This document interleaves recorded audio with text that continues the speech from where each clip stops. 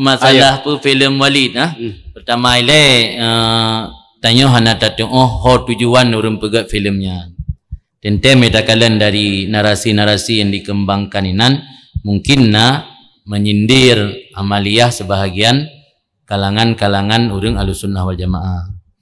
Itanya posisi hana tapu salah 100% dan hana tapu betul 100%. Karena nasib kadang-kadang sebahagian tanya yang ghulukan berlebihan. Dalam agama tanya persoalan tabarruknya dalil walau sebahagian ulama sebagai contoh misal Ibnul Qayyim atau Al-Jauzi, Al-Yazzalam Ibnu Rajab Al-Hambali dari kalangan Hanabilah, orangnya memang ingkari masalah tabarruk dengan asar salihin. Tapi kebanyakan mayoritas ulama membenarkan tabarruk bi asari salihin dengan bekas orang saleh. Termasuk tabarruk dengan gerah jaro gure. Cuman yang digambarkan dalam filem tersebut mungkin agak sedikit berlebihan, mengkultuskan sosok yang dijadikan tuan guru inanya hana. Sebenarnya orang yang dari kalangan yang betul hana mengkultuskan diri.